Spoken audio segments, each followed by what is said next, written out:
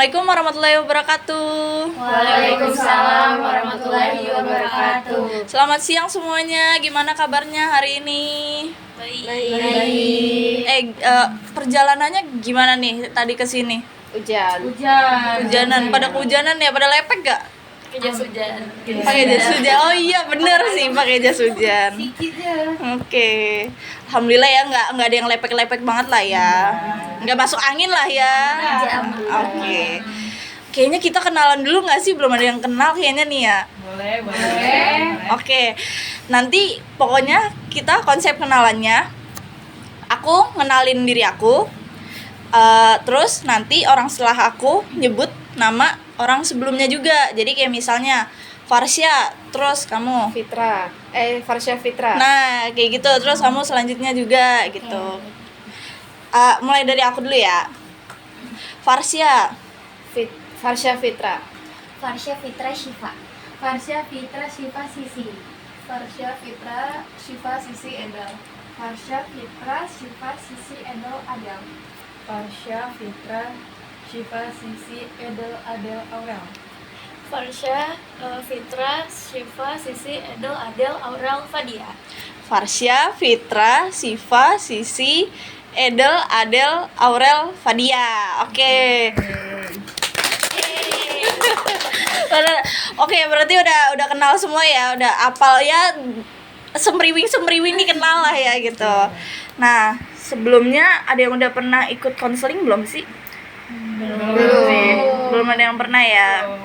Kayaknya sebelum aku ngejelasin, kayaknya kita berdoa dulu kali ya biar selama proses konselingnya nanti diberi kelancaran, terus juga keberkahan selama proses konselingnya. Berdoa menurut kepercayaan dan keyakinan masing-masing. Berdoa dimulai. Berdoa selesai. Nah, jadi aku mau ngejelasin dulu nih apa sih bimbingan konseling kelompok itu. Nah, bimbingan konseling kelompok ini tuh kayak konseling yang memanfaatkan dinamika kelompok. Jadi gampangnya tuh kayak gimana ya, kayak misalnya antara anggota kelompok satu sama anggota kelompok yang lain tuh jadi saling belajar gitu dari satu sama lain gitu. Nah, terus tujuannya apa sih? Nah, tujuannya tuh bisa buat pencegahan atau penyembuhan atau buat pengembangan diri kalian masing-masing gitu. Nah, ada beberapa asas nih yang jadi pedoman kita buat selama proses konseling ini. Nah, yang pertama tuh ada asas kerahasiaan. Nah, asas kerahasiaan ini jadi saya harap baik saya maupun kalian tuh bisa menjaga data atau informasi yang kalian dapat nih selama proses konseling ini. Nah, terus juga ada asas kesukarelaan. Nah, saya harap kalian nih datang ke sini bener-bener atas kesukarelaan kalian gitu, tanpa paksaan dari siapapun gitu. Nah, terus juga ada asas keterbukaan.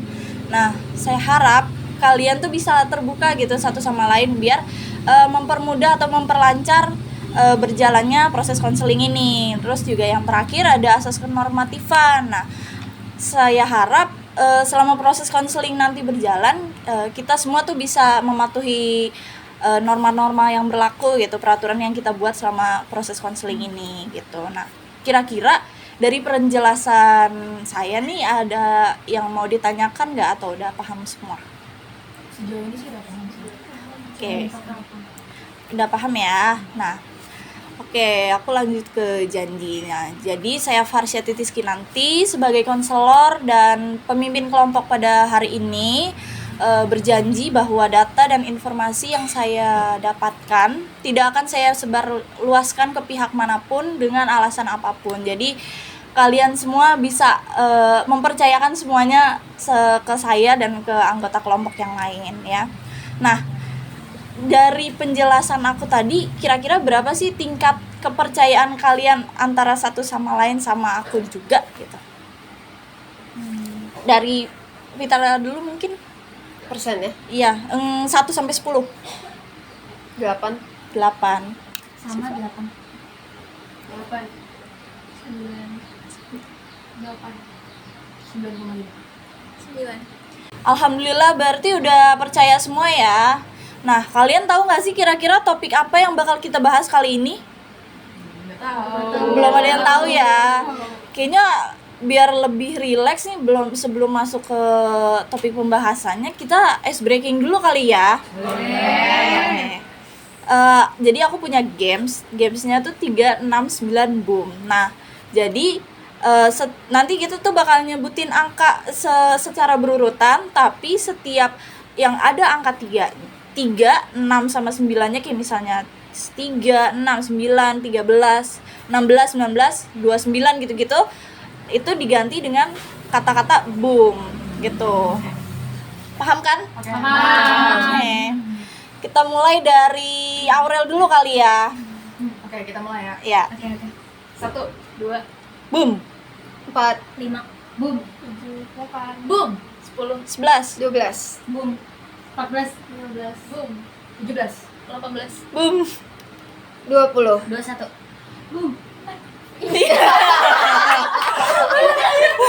Benar sebenarnya. ragu-ragu. Gak apa-apa, benar. Oke. Lagi kali ya, satu putaran lagi ya. Dari sisi. Dua enggak sih? Iya, ya harusnya dua. Oh, salah ya. Semua lengkap aja. Ya udah, berarti kita ulang lagi tapi dari sisi. Boleh, mulai 1, ya 2, 3. 1, 2, boom, 4, 5, Boom. 7, 8, boom, 10, 11, 12, boom, 14, 15, boom, 17, 18, boom, 20, 21, 22, boom, 24, 25, boom, 27, 28, boom. 30. Lupa sendiri. Oke. Kira-kira udah mulai relax belum nih? Udah ya. Udah bisa lebih fokus nih ya. Oke, kita lanjut aja ya. Pasti kalian pernah ngerasain cemas gak sih? Apalagi masalah karir ya, yang bisa mempengaruhi masa depan kalian. Nah, coba sharing dong guys pengalaman kalian waktu ngerasain kayak cemas mikirin karir gitu. Siapa dulu? Ada yang mau? Aku Pas Boleh. itu aku cemasnya kalau abis lulus itu tuh nggak langsung dapet kerja gitu, jadi nganggur dulu tuh lama, takutnya kelamaan gitu kan Iya. nganggurnya. Nyari loker gitu ya. Ada lagi? Nah, bener banget, aku juga kayak Edel sih, aku takut pas udah aku lulus kayak aku nyari kerjaan di mana itu takutnya nganggur aku lama banget gitu. Takut udah keburu ditungguin. Keburu ditungguin keluarga juga ya. Oke. Siapa lagi? Aku mulai. Kalau aku sih takutnya nanti ketika kerja itu nggak inline sama apa yang aku pelajari di kuliah, atau bisa dibilang nggak sesuai sama passion aku. Oh gitu. Oke, ada lagi? Kalau aku sama sih kayak Aurel, jadi kayak takut nggak sesuai sama bidangnya gitu loh. Jadi kerja 2 kali ya, harus belajar lagi gitu. Oke. Ada lagi? Kalau aku takut ini sih, tuntutan kerja dari bos tuh nilai pasar nggak ngotak gitu, jadi nggak kayak overwork kan ya. Iya, iya benar-benar. Apalagi Indonesia sekarang lagi kayak gini kan ya, apa-apa double job desk. Kalau saya waktu magang sempat ditawarin sama HRD-nya buat jadi pekerja tetap di sana dan 2 tahun di Sumatera, tapi mama saya di sini nggak ada yang jagain di Jakarta. Jadi bingung ya, kayak maunya pengennya sih kerja gitu, langsung kerja kan, enaknya langsung kerja, cuman ya orang tua ditinggal, kita juga kepikiran kan pasti ya. Benar. Ada lagi? Saya sih Bu, kalau saya takut nggak bisa bersaing sama berkembang di tempat kerja saya nantinya. Oh gitu, persaingannya ketat ya. Ya, Oke, bermacam-macam ya permasalahan kalian nih, kecemasannya. Nah, karena kalian tadi udah dengar cerita kalian satu sama lain, dan kayaknya kecemasan kalian beberapa ada yang mirip juga ya.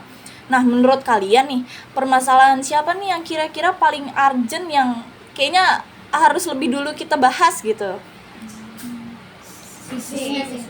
Permasalahan sisi ya, oke. Permasalahan sisi nih kayaknya paling kompleks ya. Nah, nanti aku bakal sediain skenario pendek nih buat Sisi. Buat Sisi itu psikodrama pakai teknik role reversal. Nah, Sisi bakal berperan jadi Sisi juga. Nah, nanti ada juga yang berperan jadi mamanya Sisi. Nah, terus juga ada yang berperan jadi diri Sisi yang lebih netral, betul gitu. Nah, nanti sisanya bakal jadi observer yang tugasnya buat mengamati selama psikodramanya nih berlangsung. Nah, kira-kira siapa yang bersedia mau jadi mamanya Sisi sama diri Sisi yang lain gitu? Siapa? Aku boleh. Mau jadi siapa? Mamanya Sisi. Boleh. Aku jadi Diri Sisi yang lain ya. Oke. Berarti ini aku mau bagiin teksnya. Nah, nanti boleh dioper. Sisanya kita observer. Iya, nah nanti yang observer kalau misalnya sambil ngamatin boleh sambil ditulis pendapat kalian nih selama perkembangan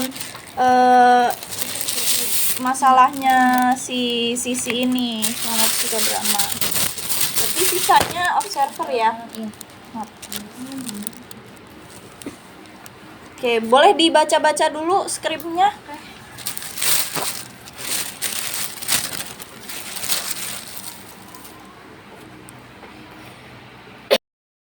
Oke, tadi kan udah aku bagiin ya skripnya. Terus kalian udah baca juga kan? Sudah. Oke. Kira-kira udah ready belum nih Sisi sama pemeran yang lain nih? Ready banget. Ready banget ya. Oke. Kayaknya kita ini kali ya tukeran tempat duduk ya. Nanti yang pemeran sebelah sini, yang observer sebelah situ. Ya, boleh. Juga. Oke, yuk kita tukeran. Sisi sebelah situ. Sini, aku sebelah sini. Sini. Iya, situ boleh. Sini, Fadia sini nggak apa-apa. Nah, aduh, aku maaf. Cari posisi yang enak dulu. Oke. Dah, boleh. Mungkin langsung dimulai dari Sisi sama Fitra. Sambil baca nggak apa-apa. Nggak apa-apa, ketawa-tawa nggak apa-apa. Santai. Ma, kemarin waktu magang atasan aku bilang kalau aku lulus bisa langsung kerja tetap, tapi magangnya di Sumatera selama 2 tahun. Gajinya oke loh, Ma. Sumatera. Jauh banget Sisi. Mama di sini sendirian. Siapa yang jagain? Papa udah nggak ada. Kamu cuma satu-satunya yang mama punya. Tapi Ma, ini kesempatan langka. Karir aku bisa maju. Gajinya bisa kirim buat Mama. Uang bisa dicari di Jakarta. Mama takut sakit. Gak ada yang urus. Kamu tuh egois. Aku juga cemas, Ma. Ma, kalau nggak diambil, nanti susah lagi cari kerjanya. Oke, stop. Kita stop dulu ya. Gak apa-apa, keren loh. Dia bener-bener, mereka bener-bener mendalami loh. Oke, gimana nih perasaannya Sisi setelah tadi berdialog sama Fitra yang seakan-akan jadi mamanya Sisi? Campur aduk, Bu. Sampai bingung gimana harus mendeskripsinya. Yang pasti sedih, bingung, nggak tahu harus gimana. Oke, sekarang kita lanjut. Nah, tapi Sisi sama mamanya apa si Fitra ini bertukar peran ya. Jadi Sisi jadi mama jadi Fitra jadi Sisi gitu. Oke. Kita mulai lagi ya. Oke, silakan.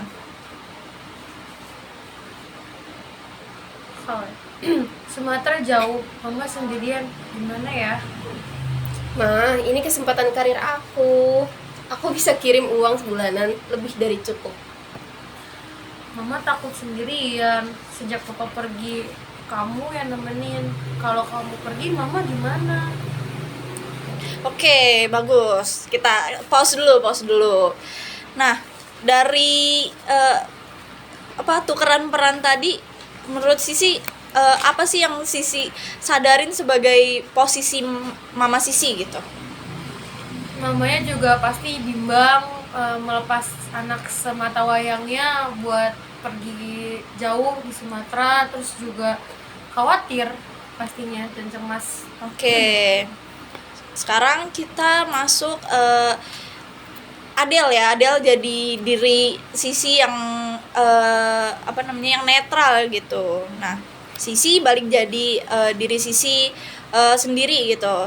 Oke. Jadi kayak seakan-akan Sisi ngobrol sama diri Sisi yang lain gitu. Boleh dimulai? Tapi tawaran ini emas, cuma mama prioritas. Solusinya mungkin coba diskusi seperti minta kontrak hybrid 1 tahun Sumatera, 1 tahun di sekitar Pulau Jawa, atau bisa cari caregiver per waktu. Tapi kalau ditolak HRD gimana? Kamu bisa negosiasi, misalnya saya sangat berkomitmen untuk bekerja dengan baik, tapi butuh fleksibilitas. Apakah bisa ada keringanan seperti 1 tahun di Sumatera dan sisanya di sekitar Pulau Jawa?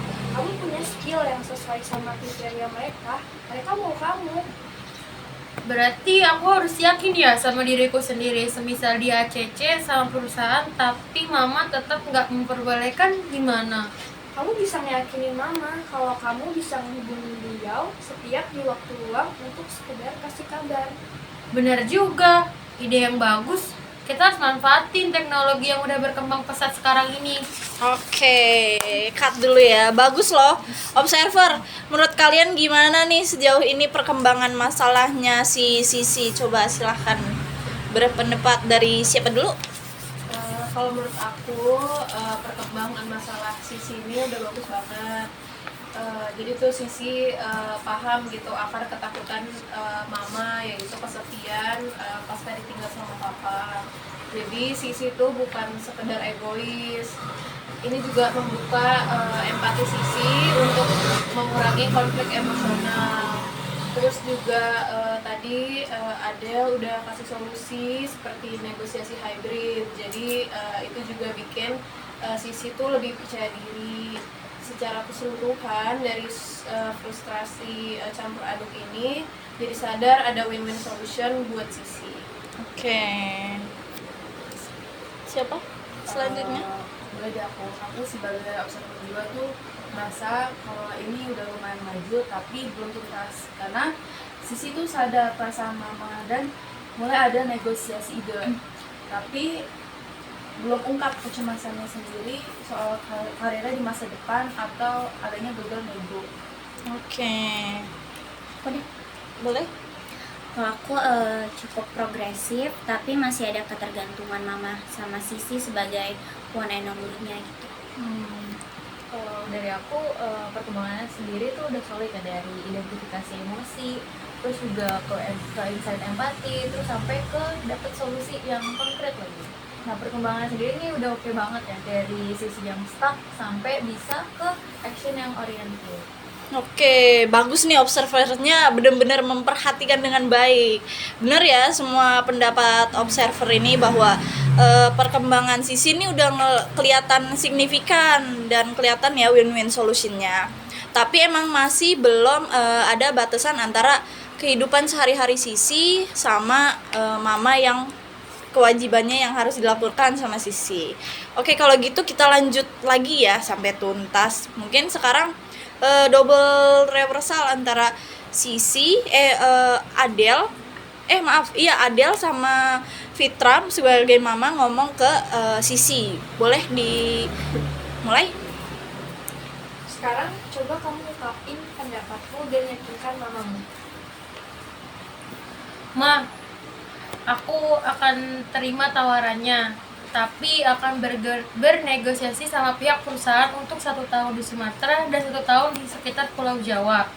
Jadi nanti waktu pulang di Pulau Jawa aku bisa bolak-balik tengok mama ke rumah waktu aku libur.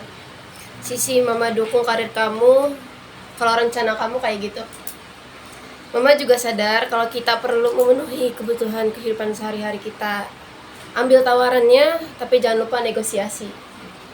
Mama percaya sama kamu. Oke, keren, kita tepuk tangan dulu dong. Oke, karena udah selesai nih tadi, gimana nih setelah berakhirnya teknik dari psikodrama role reversal ini? Mungkin dari Sisi dulu. Boleh. Saya paham mama takut kesepian, tapi hal itu bukan jadi penghalang karir aku. Aku harap mama bisa benar-benar mengerti keadaan dan kondisi aku saat ini. Jujur, aku ngerasa lebih percaya diri dan berani buat mengambil keputusan. Oke, bagus banget ya. Alhamdulillah berarti kayak udah lebih percaya diri lah ya. Yakin dong berarti sama pilihan kamu. Insya Allah yakin. Oke, bagus banget. Nah, gimana nih observer? Ayo siapa dulu? Kamu dulu. Oke. Kalau aku setuju Bu, namanya cemas pasti emang ada dan normal, tapi tinggal kita aja gimana nyikapinya gitu. Oke, boleh? Kalau menurut aku sih mamanya itu udah berubah ya dari khawatir jadi suportif. Terus juga role reversal ini bikin paham prioritas karir Sisi dan mengurangi rasa bersalah Sisi juga. Oke. Nah, menurut aku akhirnya Sisi juga karirnya bisa maju, terus mamanya juga nggak sendirian. Jujur juga selama sekolah drama yang berlangsung tuh lumayan membuka lah pikiran aku menjadi lebih positif sih. Oke. Aku juga sama sih kayak Aurel, yang awal aku takut buat dapat kerja, tapi selama proses konseling ini aku jadi termotivasi gitu untuk upgrade skill yang aku punya. Oke. Nah, bener banget tuh, emang kecemasan Karin nih bisa berdampak ya sama proses pengambilan keputusan, yang dimana bisa bikin lambat, bisa bikin kita ragu-ragu, terus juga bikin kita muter-muter aja gitu di situ-situ aja tanpa hasil yang jelas. Nah, tapi kalian nih tenang aja, kalian bisa ngatasin kecemasan kalian nih lewat dengan cara ngakuin perasaan cemas kalian nih sebagai sinyal normal gitu, yang kayak ya udah namanya cemas ya pasti ada gitu, bukan jadi kelemahan kalian gitu.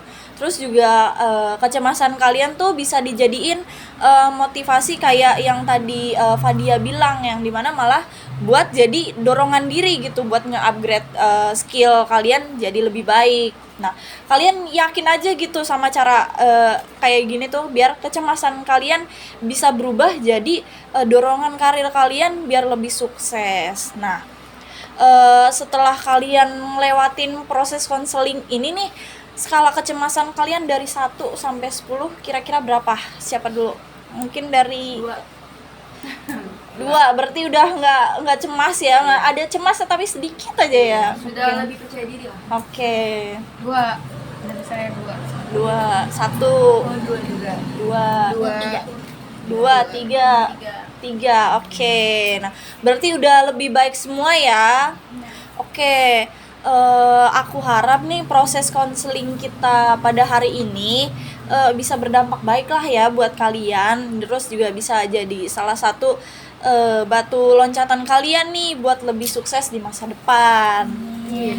Oke, karena waktunya juga udah hampir habis, terus juga dirasa kayaknya pertemuan kita pada hari ini tuh udah cukup ya.